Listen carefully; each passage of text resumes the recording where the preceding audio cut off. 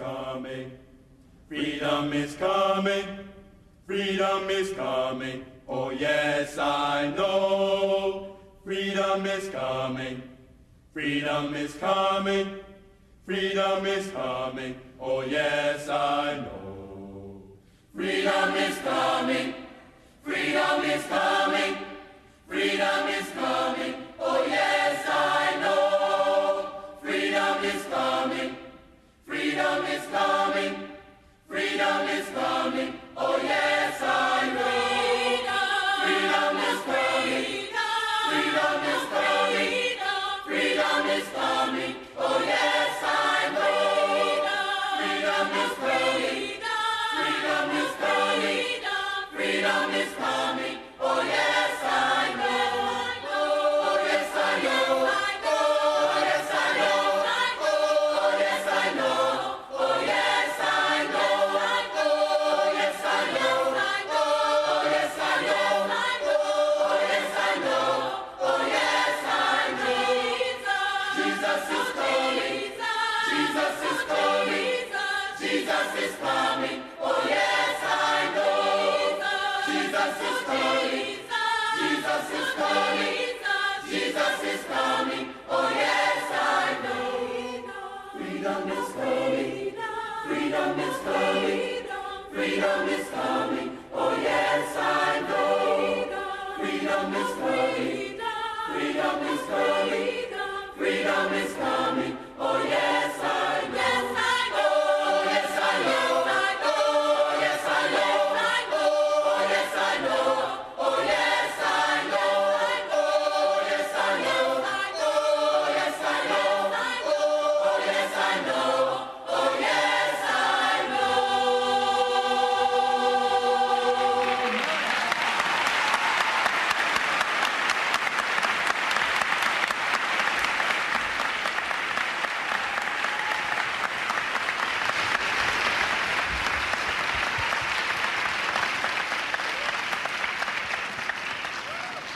Wow, that's, man, praise the Lord for Deliverance Gospel Choir, made up of students and friends of Andrews University. They were led by and directed by Patrick Graham. They sung a powerful song about freedom from Africa, which will tie in deeply and greatly with Dr. Nelson's message tonight. And Freedom is Coming was the name of that song. I'm going to sing like that when I get to heaven. I Amen. guarantee it. I'm going to have to be in heaven to sing like that. We want to welcome everybody who's watching us tonight. We're glad that you're joining us. Tonight's topic by Dr. Nelson is called The Truth of the Broken Goblet. Also tonight, just a little bit, we're going to see recording artist James Rainwater, good friend of mine from Arkansas, but he's now a pastor in Oklahoma, and he's going to be singing recording artist, powerful, powerful testimony through song, and you're going to enjoy James Rainwater tonight.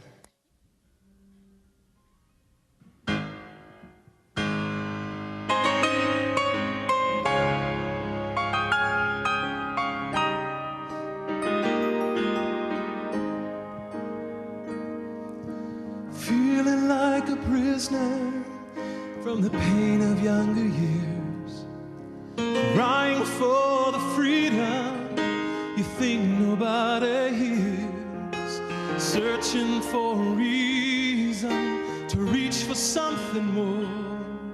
But I am here to tell you, He's opened up the door. You're free to go. The chains no longer hold you down. You're free to fly into the sky above the crowd. Leave the memories behind. Don't look back into the shadow. Because of Jesus Christ, you're free to go.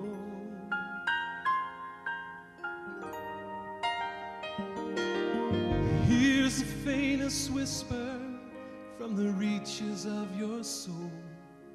He sees the hidden heartache you think nobody knows, and lead you to the river where healing can begin.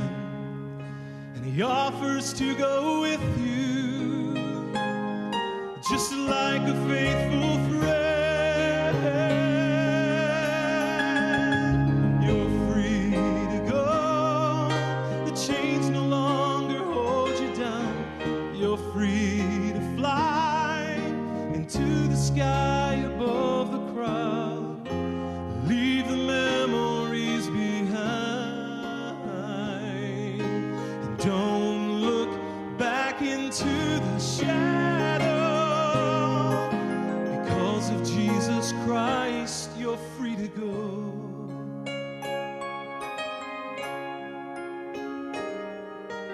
Let his arms surround you. He won't begin without you. You're free to go. The chains no longer hold you down. You're free to fly into the sky above the crowd. So leave the memories behind. And don't look back into the shadow. Because of Jesus Christ, you're free to go. Oh, the chains no longer hold you down. You're free to fly into the sky above the crowd. So leave the memories behind. And don't look back into the shadow. Because of Jesus Christ, you're free to go. You're free to go.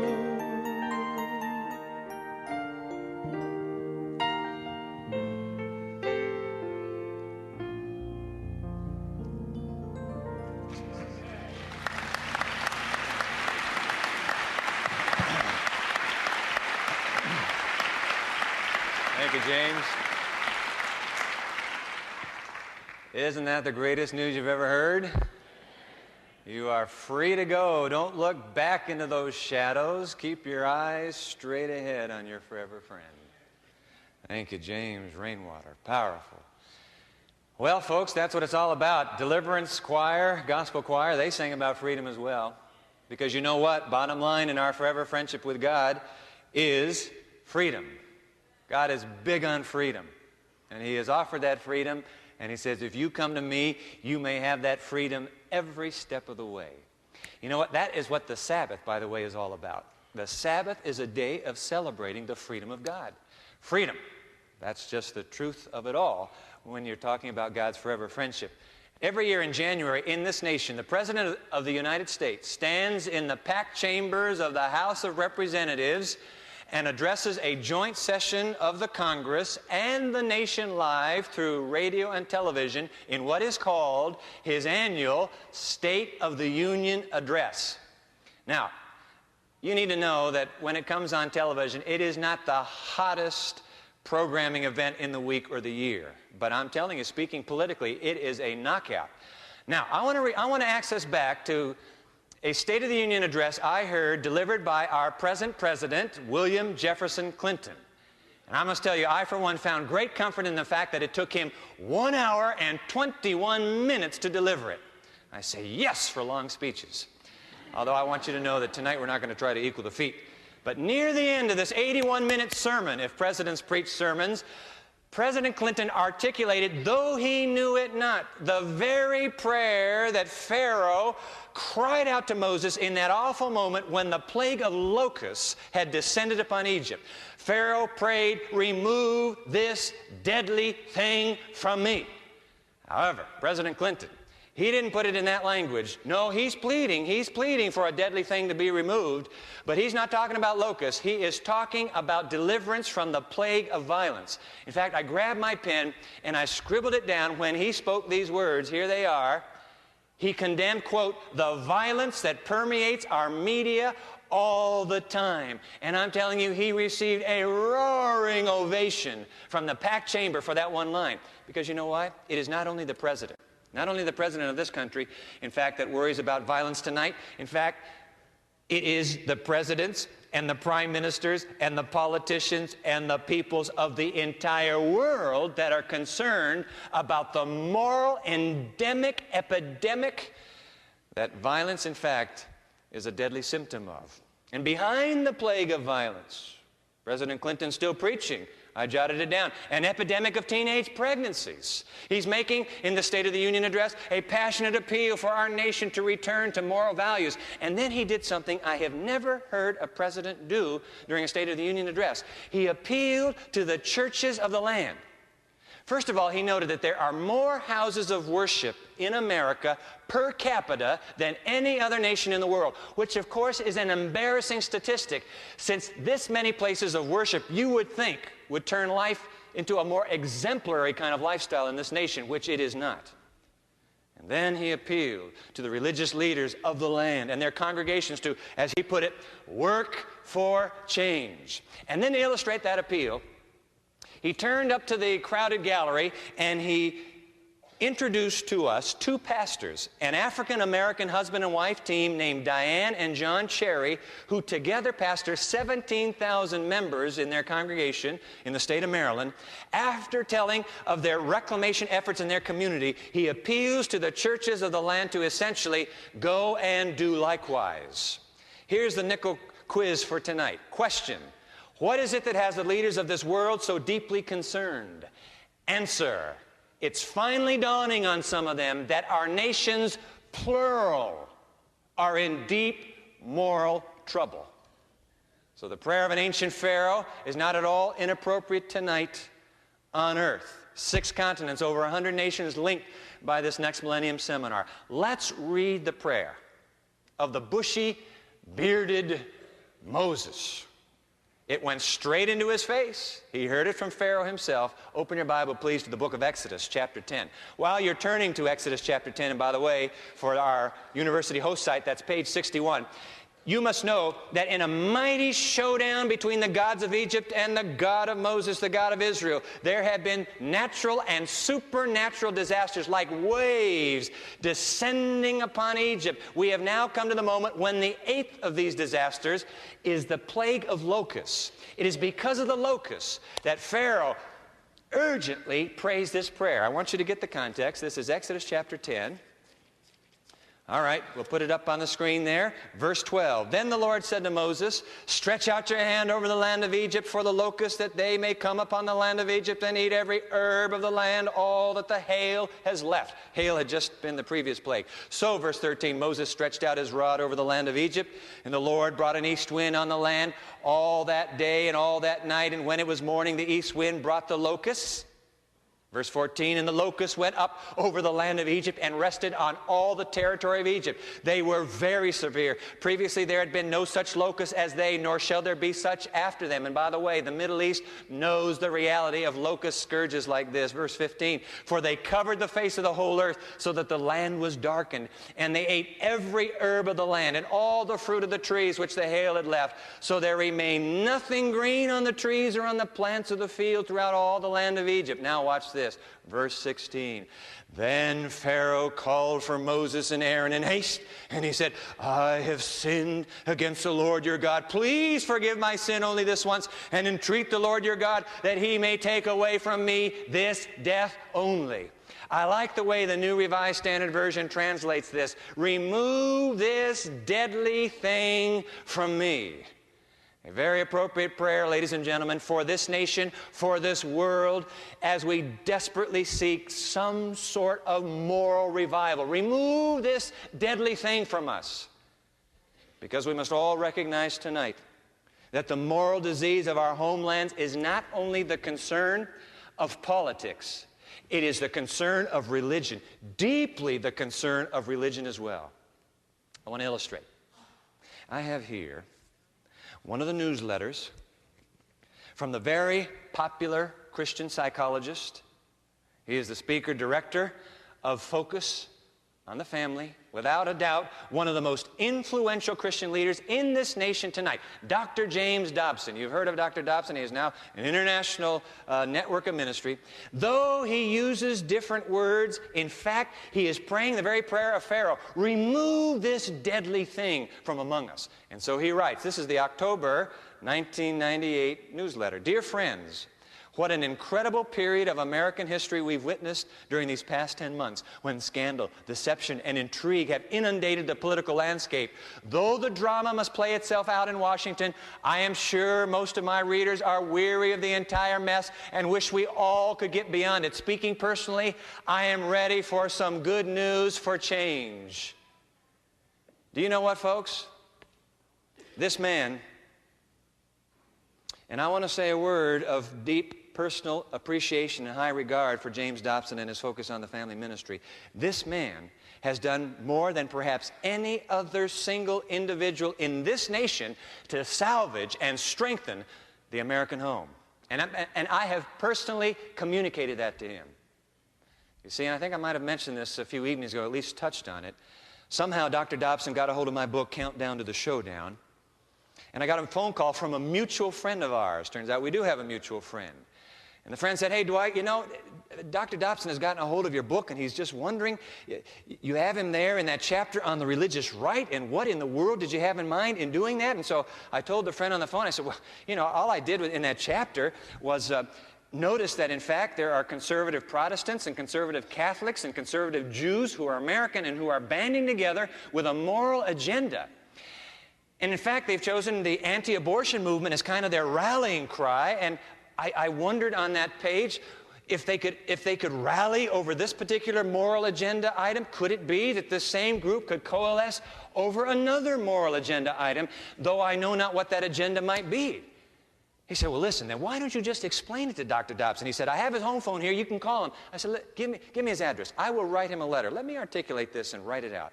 And so I wrote Dr. Dobson a 4-page letter. A few days later, a couple of weeks later, in fact, I received this letter from him right here. And so I want to read a line or two from this letter because I want you to know that this man cares very deeply for this nation. He is earnestly seeking and praying from the depths of his own heart for a moral revival in America. So let me read a line or two. Dear Pastor Nelson, I appreciated your warm letter, your words of affirmation, and the spirit of Christian collegiality in which you wrote. Thank you for taking the trouble to explain the thesis of your book and the context. Be assured I'm grateful for the clarification and pleased to have a copy of the Countdown to the Showdown to add to my library. We are anxious here at Focus on the Family to preserve for ourselves and our posterity the freedom to express our beliefs and address our God in public as well as in private in accord with time-honored American tradition. I want to assure you that I have no intention of harming any component of the Church of Jesus Christ. I would give my life for the body of believers and feel called to support and defend it. Specifically, I have great love and admiration for those of you within the Seventh-day Adventist Church. We are allies in this struggle to defend the gospel in this day of apostasy and secular humanism. Perhaps we'll have an opportunity someday to meet face to face. I hope so. Until then, thanks again for writing and affirming the ministry of Focus on the Family in such a warm, personal way. God's richest blessings to you and your congregation. Sincerely, James C. Dobson, Ph.D., President. Ladies and gentlemen, there is no question in my mind that this godly man has a passion like the other moral leaders in America tonight. It is a passion, a prayer, as it were, captured by the very words of Pharaoh himself.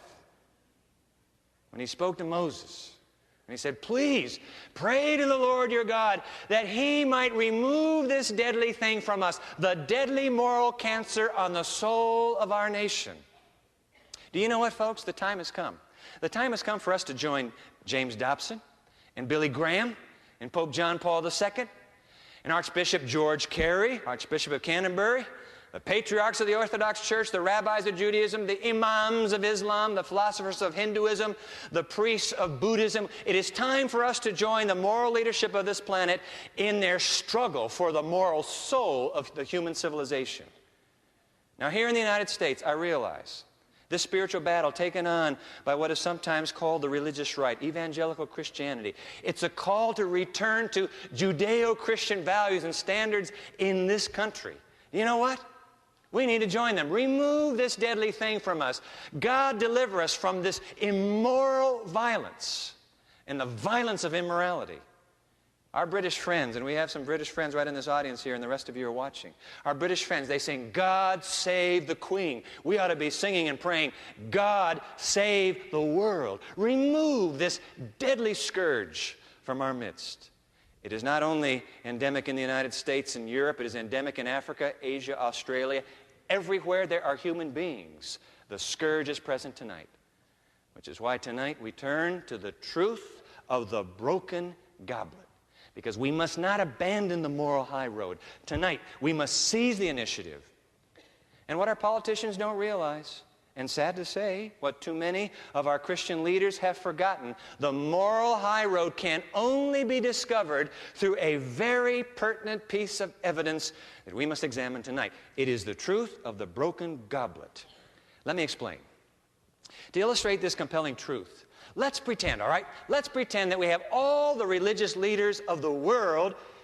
This is a courtroom, let's say, and there is a jury box, okay? And all the religious leaders are there. Let's take a moment, you and I, to address the jury. I mean, we're talking about the James Dobsons and the Billy Grahams and the Pope John Pauls and I already mentioned Archbishop Carey, and you want to put the Dalai Lama of Tibet in, that's fine. Put the imams in and the rabbis in. Let's just fill that jury box. Let's fill them with religious leaders right now. And I want to say to them on your behalf, all right? I'm going to talk to them on your behalf. Ladies and gentlemen of the jury, I want you to know that our hearts are moved by the passion you have for a moral revival in this land. What the nations of our world need more than anything else. You are right. We agree with you. It is a return to God and His moral laws. And I see you nodding your heads, ladies and gentlemen of the jury. We agree with you. And so tonight, we have come to fight the good fight with you. Yes, we have. Now, in doing so, we need to share with you, however, at least as Christians here in America, and I can hardly speak for the whole world, but as a Christian in America, we must admit to you that neither you nor we are succeeding in this effort to bring revival in our moral agenda for this nation. Now, does it not follow, ladies and gentlemen of the jury, does it not follow that before the Christian church can call any nation to the standards, the high standards of divine law, that the church itself must set the example? Does that follow? Yeah, you agree, of course. Your heads are nodding. We do too. And I know that spiritual leaders as you are, you also agree that Christians need to practice first what we preach to our communities. Is that right? Yep. I know you would agree on that too. Look, it'd be like a father smoking a cigarette away, saying, "Son, I want you to quit smoking. I don't want you to ever smoke. Do you understand me now? Never smoke." I mean, you got to practice, Papa, what you preach. Moreover, members of the jury, we also agree as Christians that the words of James 2, verse 10 may be very pertinent and speak with particular power to your moral agenda tonight. So, with you, we would like to enter into our evidence tonight, James chapter 2. Let's all open the Bible, please, to James chapter 2. That's page 1159. James chapter 2 here in the New Testament. Yes, we would like to introduce this to you tonight. Members, auspicious, august members of the jury. James chapter 2, verse 10. We'll read 3 verses, 10, 11, and 12. For whoever shall keep the whole law, yet stumble in one point, he is guilty of all. For he who said, "Do not commit adultery," also said, "Do not murder." Now, if you do not commit adultery, but you murder, you have become a transgressor of the law. So, verse 12, speak and so do as those who will be judged by the law of liberty. Now, members of the jury, there is no question that James is referring to the great Decalogue, is he not? It is the Ten Commandments. Of course it is. By the way, in the Ten Commandments, James happens to mention the very two commandments that we hear you religious leaders often drawing our attention to. You remind us about the wholesale slaughter of human fetuses, and you hold up the sixth commandment, you shall not kill, you shall not murder. We have also heard you champion the ridding the land of the pernicious pornography and sexual perversion, and you hold up the seventh commandment, you shall not commit adultery. So we know that you have, from your pulpits in this land and in the lands of earth, you have thundered regarding these great moral principles. So we too want to join you tonight. We wish to join you in calling our homelands and our home neighborhoods to live up to the moral standards of God's great law. But, ladies and gentlemen of the jury, James is very clear that if we neglect to obey just one of God's commandments, we end up breaking them all. I repeat in your hearing, verse 10, for whoever shall keep the whole law, yet stumble in one point, he is guilty of all. And so, ladies and gentlemen, members of the jury, Exhibit A, we place before you today. Exhibit A, what is it? Oh, it is simply a glass goblet on a pedestal. Now, ladies and gentlemen, please watch. The rest of you, close your eyes. All right.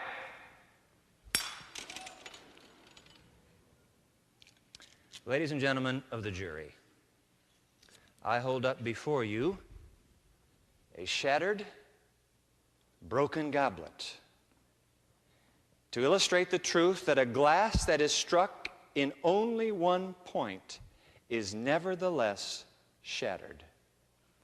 To shatter the 10 Commandments at only one point is to break them all. I return to James chapter 2, verse 10, and I read these words again. For whoever shall keep the whole law, yet stumble in one point, he is guilty of all. I wish to enter into the Exhibit B. It's going to be a quotation from R.C.H. Lenski, the well-known Christian commentator. May I read his words? The law is not a set of 10 pins. He's taking us now into the bowling alley. It is not a set of 10 pins, one of which may be knocked down while the others are left standing. Oh no, the law is a unit. Its unity is love. To violate it at one point is to violate love as such, the whole of it. If you violate one point of the law, it's like a strike. Boom, there go all 10. And it is there that I must appeal to you, our Christian leaders and our Christian friends in Christ the world over. It is not sufficient for the Christian church to call the nations back to only 9/10 of God's law. We must embrace all 10 of His moral precepts. And before we can call our nations, we must summon ourselves, which is why, ladies and gentlemen of the jury, I feel compelled to remind you as our Christian colleagues and neighbors that there is one of God's moral decalogue that the Christian church has forgotten. And it is the commandment that begins with the word remember. It is the fourth commandment. Remember the Sabbath day to keep it holy, for the seventh day is the Sabbath of the Lord your God. And by the way, lest you object that it is illogical to isolate only one of the commandments for scrutiny, and of all the commandments to pick the one that is the least popular in contemporary Christianity, I want to remind the members of the jury and the spiritual leaders that the fourth commandment is the only one of the 10 that fully identifies the lawgiver.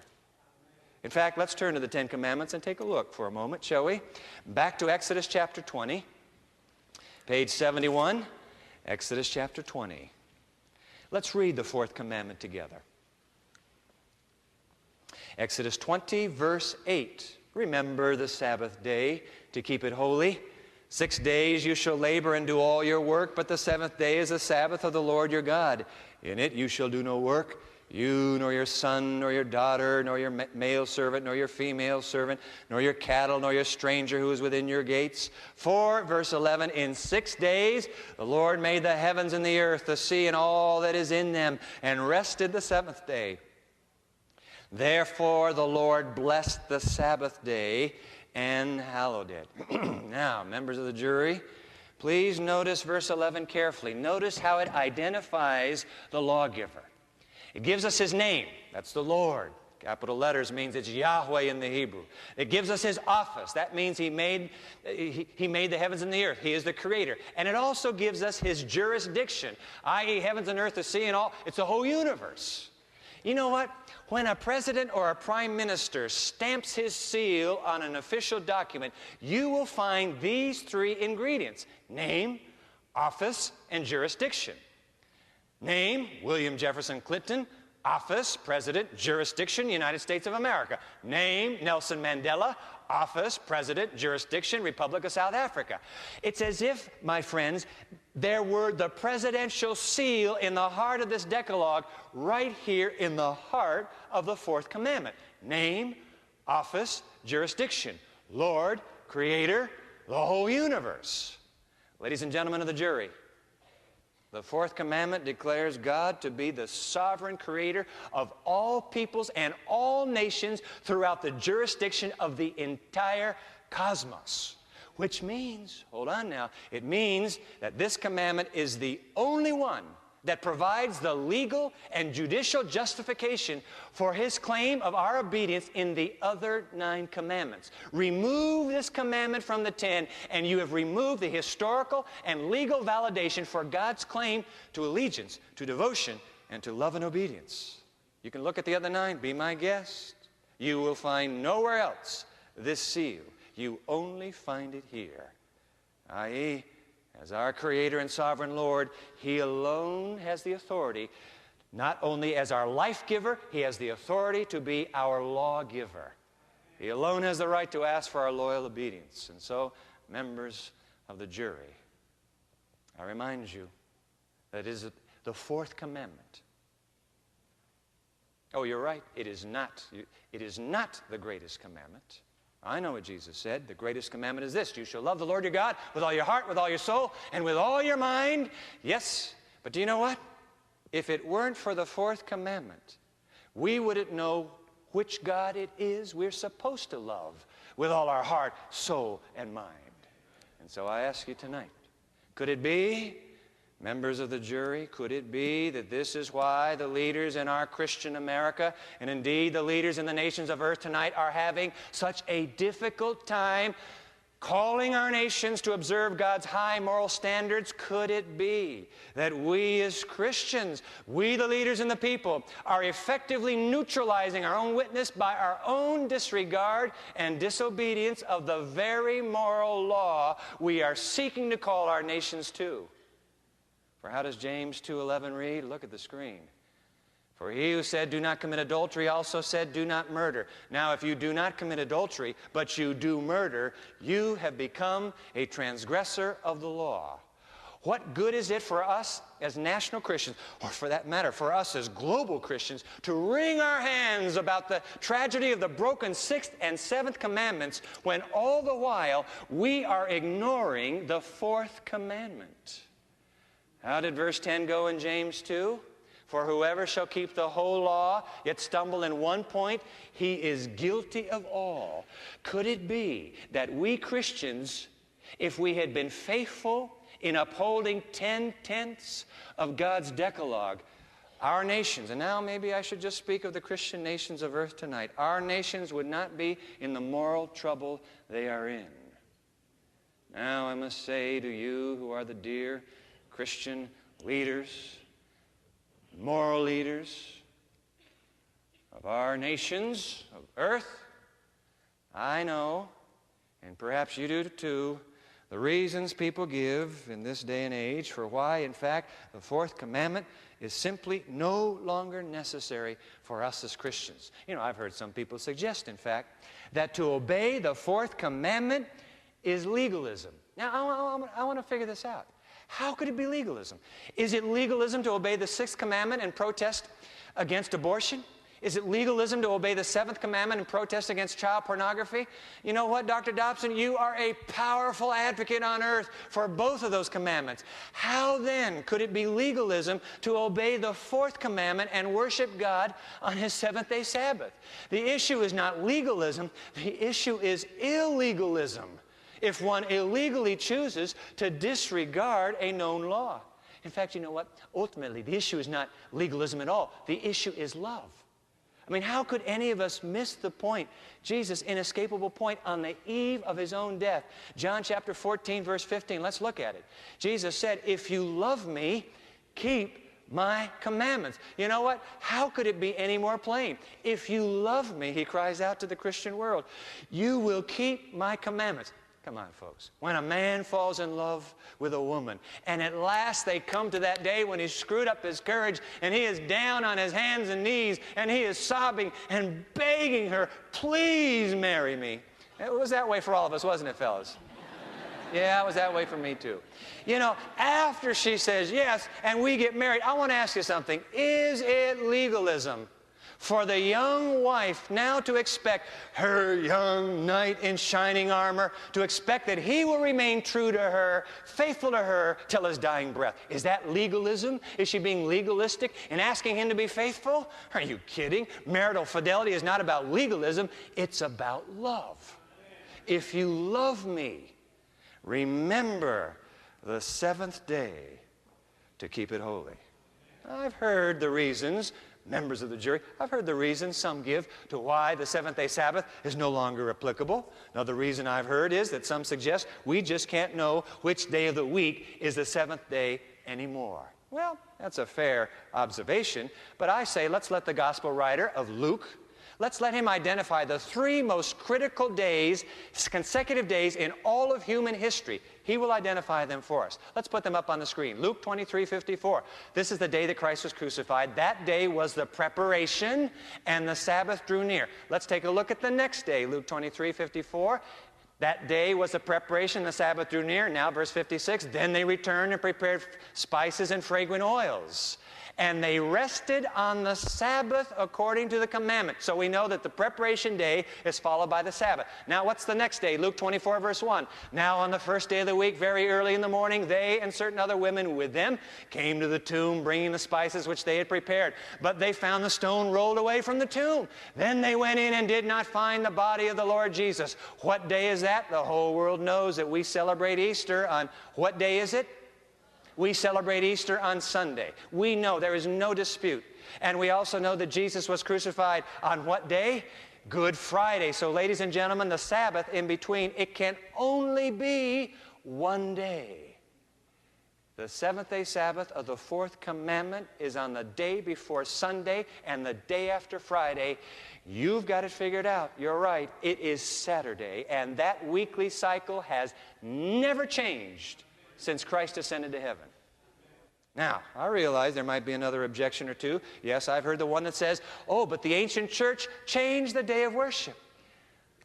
My friends in the jury, you are absolutely right, of course. But, dear members of the jury, what if the same church had changed the sixth commandment? Would we then all go out and now kill with license? You're crazy. Simply because there is no church on earth that has the authority, the moral authority, to change God's holy law, is there?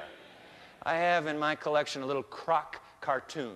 Those of you in France, remember your French legionnaires. Well, the croc cartoon here in the U.S. is based on French legionnaires. In this particular cartoon, the legionnaire sergeant is out in the desert office, and he's reading an article to his big, hurly-burly commander. He's a tough commander. And so he's reading this article, and he says, the survey shows that most people prefer a small church. Then the sergeant turns around to his perennially tough guy commander, and he says, hey, how small was your church? And the commander, always acid-tongued. The commander stares out the window as he quips, we only had 4 commandments. Well, it is a small church that would reduce the 10 down to 4. Fact of the matter is there is no church on earth that can reduce even one of that moral binding decalogue for the human race. Oh, I realize there are some, I'm aware of these objections, members of the jury. There are some who suggest that now that we live after the cross, so grace supersedes law. I wish you'd try telling that to the men and women tonight who are sitting on death row here in the United States. Guys, grace has thrown the law out, you're free. There isn't a judge in the land. There isn't a jury who would buy that one. Because all the judicial grace in the world can never set aside the claims of moral law. Yeah, you say, but come on, doesn't the Bible teach that in fact now we are not under the law but under grace? The answer to that is yes and no. Let's take a look at that question. That's in Romans chapter 6. Let me give you a page number here, 1089. Romans chapter 6. Romans 6. Let's just read a verse or two here. The verse in question is verse 14. For sin shall not have dominion over you, for you are not under law, but under grace. Aha, there it is. See, proof. We are under grace and not the law. Christians today no longer have the law. Hold it. Is that what Paul is saying here? Not on your life. In fact, you want to read how Paul describes the law? Just turn the page to Romans chapter 7 and read verse 12 there, outside column. Therefore, the law is holy, and the commandment holy and just and good. Now drop down to verse 14. For we know that the law is spiritual. I'm the one who's carnal, sold under sin. You know what? Paul is saying, hey, wait a minute, folks. The commandments are holy, just, and good, and spiritual. Members of the jury, Paul is hardly calling us to ignore God's great moral decalogue, the Ten Commandments. What is clear then, that what Paul is writing here is that we are under grace and not the law as an avenue of salvation. The law can save nobody. Only grace can save. And in that regard, yes, of course. How right he is. Does it do away with the law? Now, folks, don't put your hands up. How many here have ever received a traffic ticket for speeding? How come I'm the only one with my hand up? Oh, come on, we know the experience, how nervous we are as we're waiting in line. They're calling the names.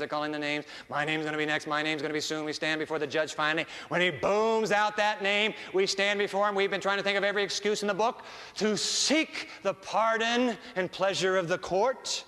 But when that big, and they're always so big, aren't they? When that judge looks over his desk, down into your petrified eyes, and he asks, and how do you plead? We squeak out in that froggy little voice, guilty, Your Honor. But then quick, we throw in some excuses quick. Guilty, but Your Honor, I have dyslexia and 25 speed limit looks like 52 to me, and that's why I was driving that way. We say, Your Honor, you know what? I was hurrying home for the evening news. I had to see it. Well, we may even say, Your Honor, my baby was sick and I was racing to the hospital. Well, we have our excuses, but to our dumbfounded amazement, the judge takes pity on us, and he pardons us, and he tears up the ticket, and he says, no fine, you are free to go. Members of the jury, that is what you call grace. You have deserved to have the book of the law thrown at you, but the judge takes pity, and he reverses what you had coming, and he grants you what you do not deserve. It's called grace. I say, thank God for grace. What do you say? So I'm going out of the courthouse now saying, grace, grace, grace, yes, grace. And because now I'm under grace, I get in my car and I hit that engine, and I'm telling you what, I put a 40-foot stretch of burned rubber in that court parking lot, through the red lights, through the stop sign, because I'm under grace. Come on, there's nobody that would do that. When you've been given that kind of grace, you're driving 5 miles under the speed limit. Because you now have great respect for the law. Grace freed you. I'd be a fool to disregard the law after a grace like that. That's exactly what Paul is saying here. Look at verse 15. What then? This is Romans 6. What then? Shall we sin because we are not under law but under grace? Certainly not. What is sin? Put it on the screen for us. Sin is lawlessness. Do you see that there in 1 John 3:4? When we are under grace, do we then break the law? Now that I'm under grace, do I go out and kill? Nope. Do I go out and steal? Nope. Do I go out and bear false witness? Nope. Do I go out and break the seventh-day Sabbath? Nope. Why, of course not. Then why is it that, ladies and gentlemen, we are very comfortable in dealing with the commandments and declaring that all of the commandments are binding except one? Remember the Sabbath day, fourth commandment. Why do some people conclude that if you keep 9 of the 10 commandments, you are under grace, but when you keep the fourth commandment, you have suddenly come under law? What stretch of logic could possibly produce that kind of reasoning? But then, when it's all said and done, it may be that the biggest reason for not honoring the Sabbath is that, oh, come on, it's just one little commandment. God won't mind. Let's read James 2:10 again. Well, let's not. Well, you know how it goes. If we break just one of the 10, we are in fact guilty of breaking how many, ladies and gentlemen? Look, if it didn't matter to God, just one little one, if it didn't matter to God, he shouldn't have given any of them. He should not have given a one. Now, I realize, ladies and gentlemen of the jury, I realize I'm being a bit blunt tonight, a bit forceful. But dear friends of the jury, included among you are clergy friends of mine who are the spiritual leaders of congregations and churches and organizations. And I must appeal to my colleagues in ministry. Your pastoral example in obeying God is one of the most powerful forces many of your parishioners will ever have in their lives outside of the Spirit Himself speaking through the Holy Scriptures. There is a moral war raging, ladies and gentlemen of the clergy. How can we call our people to high moral standards of God's law if we ourselves are unwilling to embrace all of God's commandments? Of course we are saved by grace through faith in Jesus Christ, but the Lord of salvation is also the Lord of the Sabbath. How can we call people to accept Him as one and not call them to accept Him as the other? And so I say to my friend James Dobson, I say to Robert Schuller, I say to Billy Graham, I say to Bill Hybels, I say to Paul Young-E Cho, I say to Desmond Tutu, I say to Pope John Paul II, I say to Archbishop George Carey, I say to the moral and religious leaders of this world, hundreds of thousands of millions of your faithful followers look to you. I want you to know I thank God for your leadership. I thank God that you have trumpeted loudly the call to our nations of earth to return to God. You have effectively used your pulpits, your international pulpits, to address the spiritual needs of the peoples, and I applaud you for your moral courage. I want to appeal to you tonight to model before your people and your nation obedience to all of God's moral commandments. Think of the impact your example could have across this planet. I am praying that God will grant you the grace and the courage to stand in faithful obedience to His moral law, no matter what your society may say.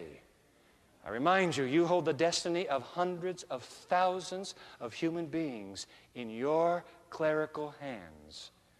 And so as you daily re-examine and re-study and reflect on what it means to model God's call to moral leadership in this land, I ask for you as I ask for myself that we might be faithful to all of God's law, because I'm convinced therein is the secret for lasting leadership in any nation on this planet tonight. But do you know what, my friends? We need to turn from the jury now, as fine and respected as they are. And for a few moments, we need to consider ourselves right here in the Next Millennium Seminar. Because you know what? James chapter 2, verse 10 is for the likes of you and me too. We may smugly say, I know, I found the truth. But the more pressing question tonight is, has the truth found you? Has it found you in the deep and secret places of your life? There's no point in your clucking your tongue about your less than moral neighbors, all the while your own heart conceals a disobedient spirit. James chapter 2 verse 10 is a call to radical obedience of all God's life-preserving, relationship-protecting 10 commandments. What good is it for you? What good is it for me to decry the immorality of Hollywood, and all the while we choose to disregard one of God's 10 ourselves? How did that passage go from Exodus? Read it on the screen. And then Pharaoh called for Moses and Aaron in haste, and he said, I have sinned against the Lord your God and against you. Now therefore please forgive my sin only this once, and entreat the Lord your God that He can take away from me this death only, that He can take away this deadly thing from me. I don't know what deadly thing it is that you're wrestling with in your life right now, but my friend, I need you to know that God can take that deadly thing away, whatever it is. Because someone came to this earth and became the deadly thing Himself. How did Isaiah 53 put it? And the Lord has laid on Him the iniquity of us all, and by His wounds we are healed. When Jesus died on that cross, my friends, He took our deadly thing, whatever it is, He took it to death with Him. And having already dealt with that deadly thing, He has dealt it, by the way, a death blow. Jesus urgently summons you and me to come to Him and to seek from Him the deliverance we all need before the 10th plague strikes. Time tonight is of the essence. Obedience is no longer an option. I want to ask you something. Will you let Jesus deliver you now? You need His power, and He needs your permission. Remove the deadly thing from me. Calvary has thrown the doors wide, you and I know it, to the heart of God's eternal love. I want to pray with you as you contemplate this choice. Oh God, the choice is clear. Freedom, forever friendship. Oh God, the heart right there, the mind around the world right now, struggling. Give him, give her the courage and the grace to put that be, to make that decision, and to follow you for the rest of this life. In the name of Jesus Christ, our Redeemer and Savior. Amen.